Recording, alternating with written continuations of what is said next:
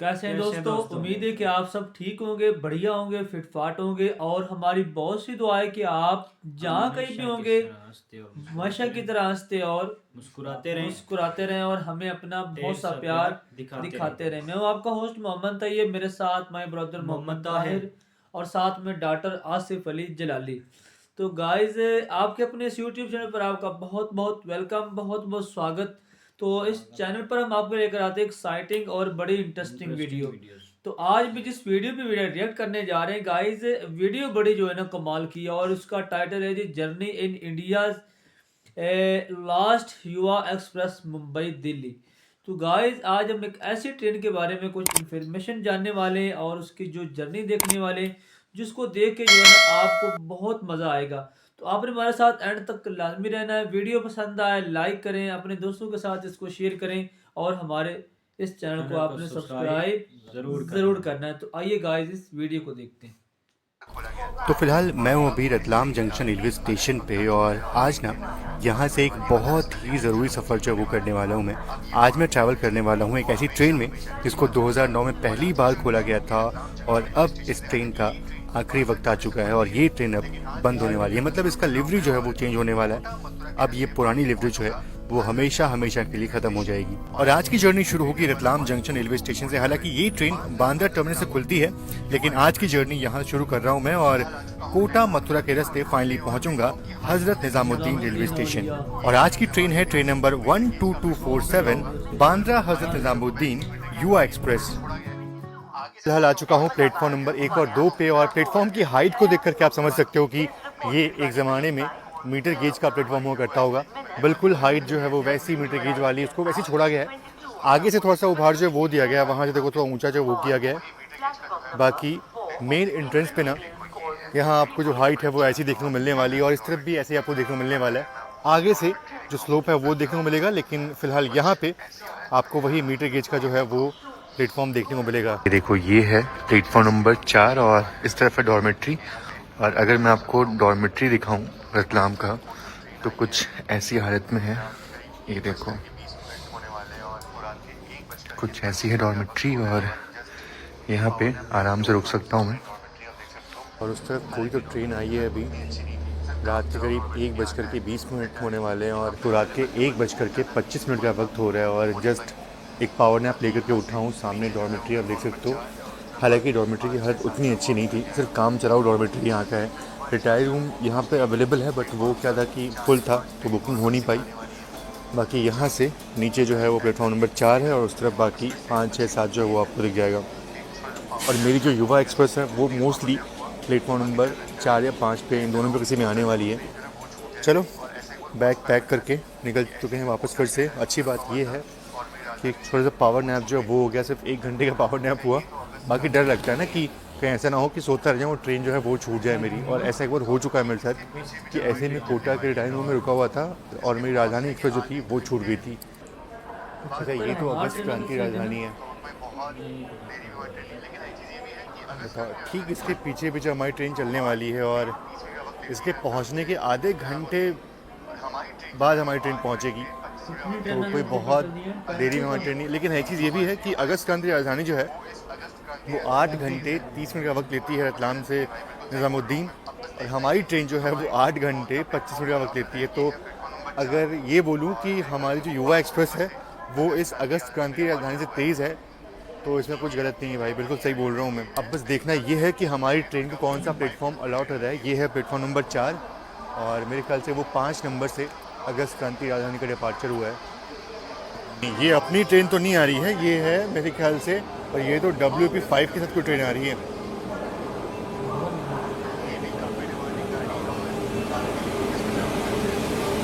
Parasnath superfast express, Bhavnagar terminal Asansol. ये भी काफ़ी डिमांडिंग गाड़ी है और काफ़ी लोग इसमें ट्रैवल करते हैं। प्लेटफॉर्म नंबर 5 पे यहाँ पे लिखा हुआ युवा एक्सप्रेस का, और बिल्कुल नहीं पक्ष नहीं। और ये फ़िलहाल शांति एक्सप्रेस है, इसका अराइवल हुआ है और इसको याद रखिएगा क्योंकि बहुत जल्दी इसको ओवरटेक करेंगे हम। इंदौर गांधीधाम।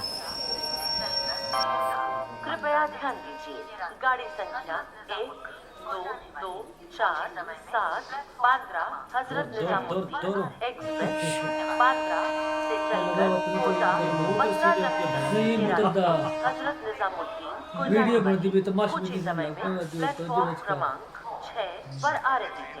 धन्यवाद। और यार तेरी जैकेट में कुछ भी नहीं करता।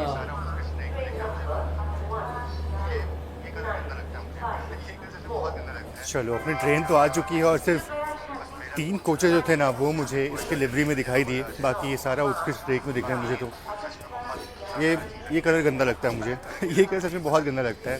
बाकी चलो कोई बात नहीं, बस मेरा कोच जो है वो इसके ओरिजिनल लिवरी मिल जाए तो मज़ा आ जाए। बाकी ये तो कोच सच में बहुत ज़्यादा अजीब लगते हैं यार, इनको कुछ अलग कलर देना चाहिए था। ये पता नहीं उत्कृष्ट रेक दे करके क्या फ़ायदा किया यार। देखो मेरा है B11 और ये है B11 जो कि उत्कृष्ट कलर में ही है, और उसके पीछे वाला जो है वो चेयर कार है, वो बिल्कुल युवा के रंग में है। तो चलो कोई बात नहीं, ठीक है चलते हैं। वो सभी लोग जो है वो सो रहे हैं, लाइट तो बिल्कुल नहीं जला सकते। चलिए अपना सामान तो रख दिया मैंने अंदर। बाकी हाँ मेरी जो टिकट थी वो RC में थी और मुझे लगा कि साइड डोर सीट जो वो मिल जाएगी अपने को, पर ऐसा हुआ नहीं।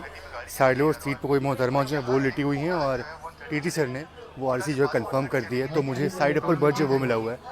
अब सोना तो नहीं है मुझे, क्योंकि रात में पूरा एक्शन जो है वो रिकॉर्ड करना है। मतलब 1:30 में गाड़ी चलती है यार, और यहाँ से कोटा तक जो है 1:30 चलेगी, कोटा के बाद भी 1:30 चलेगी। लेकिन प्रॉब्लम ये है कि दिल्ली में बहुत ज़्यादा फॉग है और ऐसे में हो सकता है कि शायद इसका स्पीड जो है वो रिस्ट्रिक्ट करके 100 या फिर 80 जो है वो कर दिया जाए। तो मैं चाहता नहीं हूँ कि 1:30 का स्पीड जो है वो मिस हो।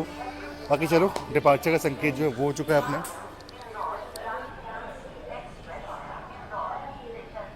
देखो आप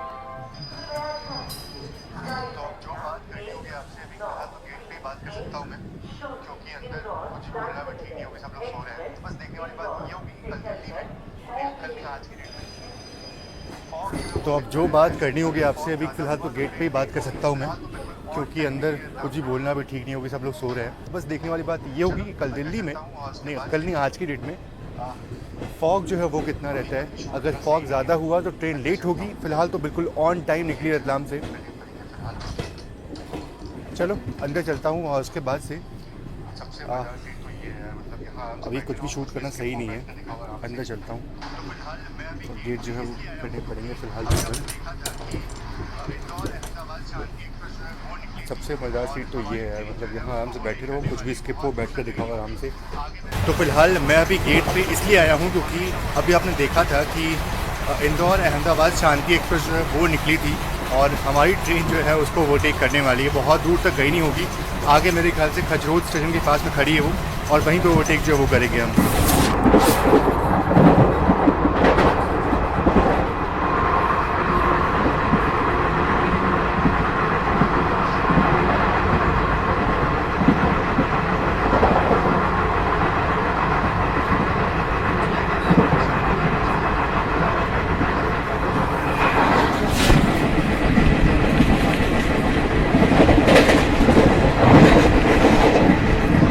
तो ये देखा आपने शांति एक्सप्रेस का ओवरटेक, और फिलहाल वापस फिर से गेट पे मैं हूँ क्योंकि अभी एक और ओवरटेक जो वो होने वाला है। फिलहाल अभी हम ओवरटेक करने वाले हैं अनवरत AC एक्सप्रेस को, और वो ट्रेन नागदा पे खड़ी और हमारी ट्रेन नागदा को स्किप करती है। नागदा हॉल्ट नहीं है, सीधा हमारी ट्रेन का हॉल्ट अब कोटा होने वाला है। तो सारे जो बड़े बड़े स्टेशन हैं वो तो स्किप होंगे ही, तो सोचा कि नागदा का स्किप तो लेना ही था, साथ ही साथ ये अनवरत AC एक्सप्रेस का ओवरटेक जो है वो भी होने वाला है।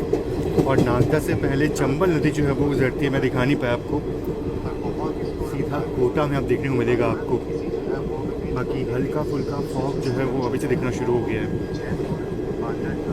नागदा जंक्शन को स्किप तो कर रहे हैं हम, पर बहुत ही स्लो रफ्तार में, और अनवरत AC जो है वो हमें कहीं दिखाई दे रही है। इस तरफ जो है वो जयपुर बांद्रा टर्मिनस खड़ी है और हमारी ट्रेन जो है पर अनवरत AC लगता है आगे निकल चुकी है, या फिर किसी और प्लेटफॉर्म पे होगी, यहाँ तो कहीं दिख ही नहीं।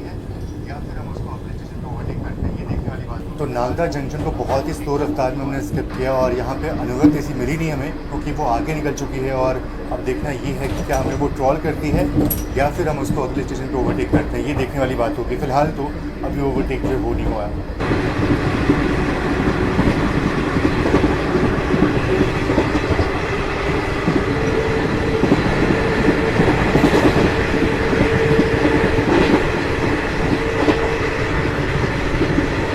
और फिलहाल हमारी ट्रेन 130 किलोमीटर पर आवर की रफ्तार में चल रही है और बस इसी स्पीड के लिए इस ट्रेन में बैठा था मैं, क्योंकि ICF में 130 का फील कुछ अलग होता है।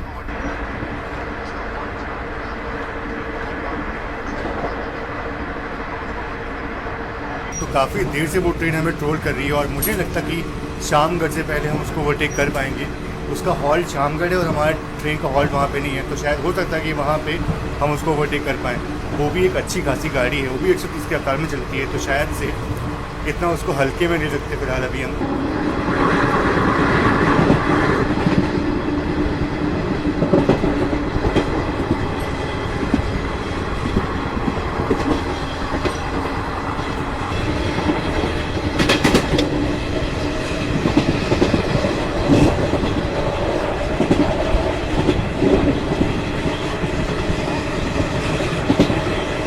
बहुत देर वेट करने के बाद जब ओवरटेक नहीं होता है तो फिर मैं सोने चला जाता हूँ। और सुबह जब नींद खुलती है तो ट्रेन मथुरा के आसपास कहीं होती है और फॉग देखो आप, इतना ज़्यादा फॉग देख करके समझ में आ गया था कि हमारी ट्रेन अब और लेट होने वाली है।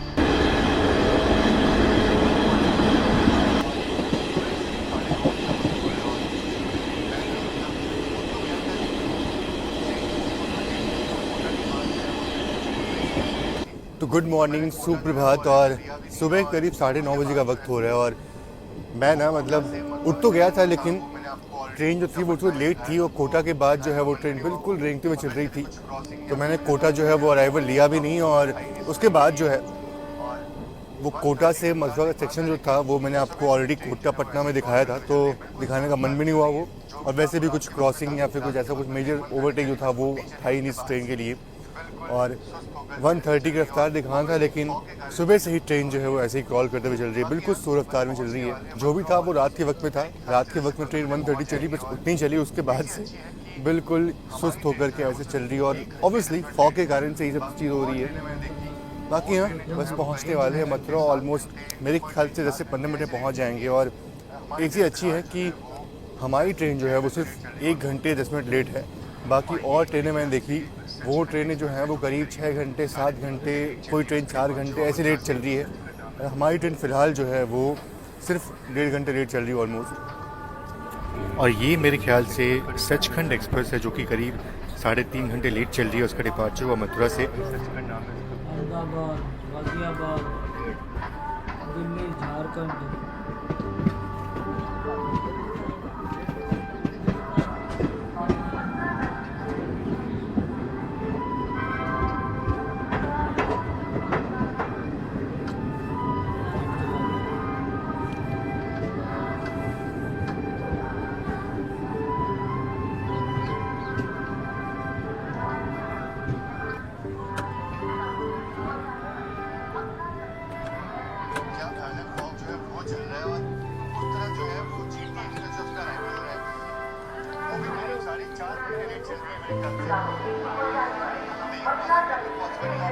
क्या भयानक फॉग जो है वो चल रहा है और उस तरह जो है वो GT एक्सप्रेस जो उसका अराइवल हो रहा है वो भी करीब 4.5 घंटे लेट चल रही है मेरे ख्याल से।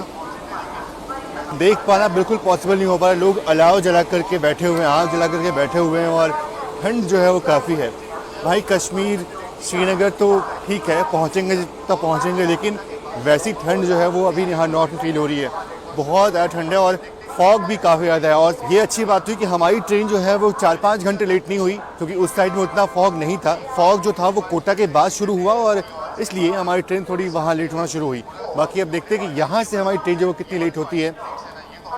मैंने सोचा था कि इस युवा एक्सप्रेस में, जो कि आखिरी युवा एक्सप्रेस है इस इंडियन रेलवेज़ की, और इसके बाद अब इसका भी पूरा समाप्ति होने वाला है। ये वाले जो ICF रेक्स है ना, ये तो हमेशा के लिए बंद होने वाले हैं। अब इनकी जगह पे शायद हो सकता है कि थर्ड एसी इकनॉमी जो है वो युवा एक्सप्रेस को दिया जाए।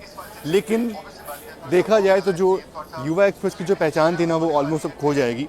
तो बस ये लास्ट रन ऑलमोस्ट आप समझ लो, उसके बाद से ये बंद होने वाली है, तो ये करना ज़रूरी भी था। एक चीज़ ये भी है कि अगर ये ट्रेन इस वाले सेक्शन पे ऑब्वियस सी बात है थोड़ा सा फॉग ज़्यादा है, इसलिए थोड़ा सा स्पीड रेस्ट्रिक्शन जो है वो होने वाली है। ट्रेन 130 नहीं बल्कि 70-80 या फिर उससे भी कम रफ्तार में चलने वाली है। तक फॉग जो है वो क्लियर नहीं होता, तो 130 का मज़ा जो है वो शायद ले नहीं पाऊँगा मैं।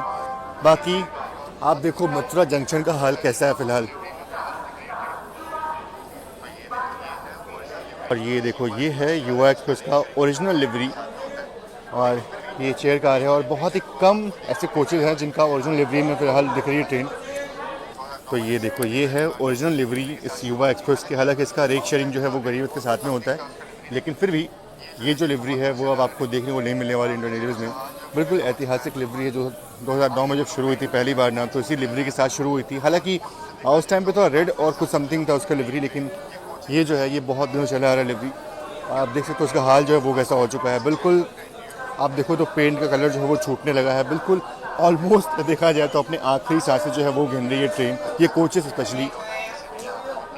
आपको इंटीरियर जो है वो दिखाता हूँ कि इसी चेयर कार का इंटीरियर जो है वो कैसा है और कितना मिस करने वाली चीज़ को देखो।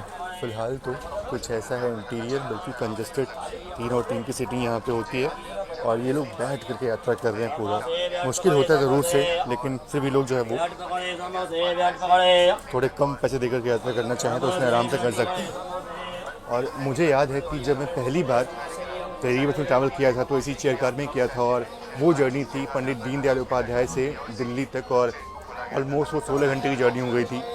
और एक चीज़ है कि बैठे बैठे तो इंसान तो बुरा लगता है, लेकिन हाँ एक्साइटमेंट होती है कि आप कम पैसे में इसी चेयर कार में यात्रा कर रहे हो, उसकी एक्साइटमेंट होती है। और इसीलिए इस ट्रेन को खोला गया था ताकि कम पैसे में लोग जो हैं वो युवा लोग जो हैं वो सफ़र कर पाएँ, जो अनएम्प्लॉयड हैं या फिर जिनके पास उतने पैसे नहीं हैं।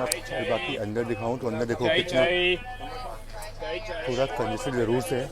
एक अच्छी बात यह है कि साइड मिडिल बर्थ जो है वो नहीं दी गई इसमें, ये नहीं था इसमें, अदरवाइज़ बहुत दिक्कत होती। और मेरी सीट तो आरसी वैसे भी थी। बाकी हाँ रश बहुत होता है ट्रेन में, ऐसा लगता है कि पूरा कुल्हड़ में चाय मिल रही है, ट्राई करते हैं। कुल्हड़ में चाय दे रहे हो भैया, थोड़ा स्पेशल काम कर रहे हो आप, ट्राई करते हैं। और यहाँ पे अराइवल हो रहा है विशाखापट्टनम नई दिल्ली। अच्छा ये तो अपनी एपी एक्सप्रेस है, आंध्र प्रदेश एक्सप्रेस, तो इसका अराइवल हो रहा है। ये भी ट्रेन लेट चल रही है। वाह भैया, कुल्हड़ में चाय मिली मथुरा में, और चाय वाकई बहुत बढ़िया लगी यार, बहुत ही उम्दा चाय मिली है। और मथुरा में ऐसी चाय मिल जाएगी उम्मीद नहीं थी, क्योंकि नॉर्मली क्या होता है कि ऐसी चाय मिलती नहीं स्टेशन पे, बड़े स्टेशन पे तो बिल्कुल नहीं मिलती है। और अगर 10 नहीं 20 रुपये में अगर अच्छी चाय मिलना शुरू हो जाए ना स्टेशन पे, तो लोग खरीदेंगे, लोग पियेंगे, क्योंकि लोगों को शौक है चाय पीने का। बस चाय अच्छी जो है वो नहीं मिलती स्टेशन पे। May I have your attention, please? Train number 1224 Yuva Express from Bandra to Hazrat Nizamuddin via Kota has arrived on platform number 5 of Mathura Junction railway station. देखो यहाँ से जो प्रायोरिटी है वो समझ में आने वाली है।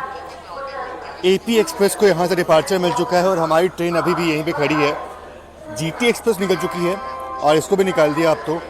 और ये है हमारी ट्रेन की प्रायोरिटी। अब क्या ही बोलूँ मैं, मतलब ठीक है प्रायोरिटी मिलती है, लेकिन भाई इन ट्रेनों की प्रायोरिटी जो वो ज़्यादा है, और इनका दिल्ली पहुंचने का टाइम जो है वो भी शायद पहले था इनसे, इसलिए इसको पहले निकाल दिया है।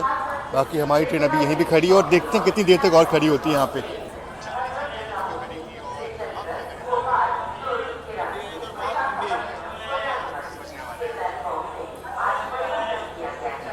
फाइनली अपना डिपार्चर हुआ। करीब 40 मिनट ट्रेन यहाँ पे खड़ी थी और अब जाकर डिपार्चर हो रहा है अपना। सुबह ऑलमोस्ट 10 बजने वाले हैं। से चलकर भोपाल दुर्ग के रास्ते विशाखापट्टनम को जाने वाली के प्लेटफॉर्म में ट्रेन नंबर 12808 समता। बाकी जो ट्रेन है वो चल रही है, इसकी भी इसको भी कॉशन होगा ही। अब ऐसे में जो ओवरटेक्स होने वाले थे ना, मतलब वो क्या ही होंगे। महाकौशल जो है वो लेट ही चल रही है और बाकी जो ट्रेनें हैं वो रेंक पूरी चल रही हैं, इसको भी कॉशन होगा ही। तो अब जिन ट्रेनों को कॉशन है 50-60 की, वो क्या ही ओवरटेक करेंगी। तो अब कोई प्रायोरिटी का खेल नहीं है, अब बस ये है कि सबको बस पहुंचाना है अपने गंतव्य तक, सभी ट्रेनों को पहुंचाना है। तो अब बस मेन खेल ये है, अब यहाँ पे ये खेल नहीं किसको पहले पहुंचाना है किसको बाद में पहुंचाना है। तो ओवरटेक का सिलसिला तो ख़त्म ही समझो आप। क्रॉसिंग्स देखने को मिलेंगे इस फॉग में। ये गोल्डन टेम्पल मेल है और सुबह करीब 5:45 पे इसका अराइवल होता है मथुरा में, लेकिन देखो अभी 10:45 हो रहा है तो ये ट्रेन भी करीब 6-7 घंटे जो है वो लेट चल रही है। हमारी ट्रेन सिर्फ ना मथुरा से 20 या 25 किलोमीटर आई होगी। तो मथुरा से निकले हुए हमारी ट्रेन को करीब 1.5 घंटे का वक्त हो चुका है और दोपहर करीब 12 बज रहे हैं और अभी भी हमारी ट्रेन सिर्फ ना मथुरा से 20 या 25 किलोमीटर आई होगी और अभी भी अराउंड 100 से ऊपर किलोमीटर जो बचे हुए हैं दिल्ली पहुंचने में। तो देखते हैं दिल्ली कब तक पहुंचते हैं।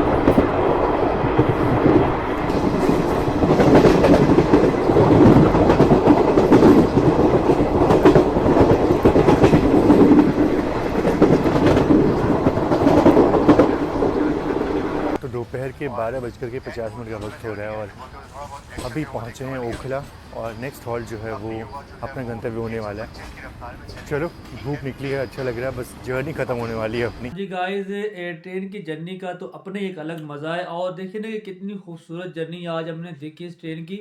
और ये थी गाइस युवा एक्सप्रेस और कमाल की ट्रेन थी और जो है ना इसको जो है ना फास्टर ट्रेन का भी एक जो है ना इनकलाब मिला हुआ है। और जो अभी जो भाई व्लॉग बना रहे थे इसमें साथ में जो जर्नी उन्होंने बनाई है इसमें जो है ना यानी कि इसमें उनका जो एक कहने के उनका जो एक फास्ट ट्रेन पे बैठने का जो सपना बैठने था का ना सपना था, यानी कि वो उसने उनका जो है ना वाकई पूरा हो चुका है।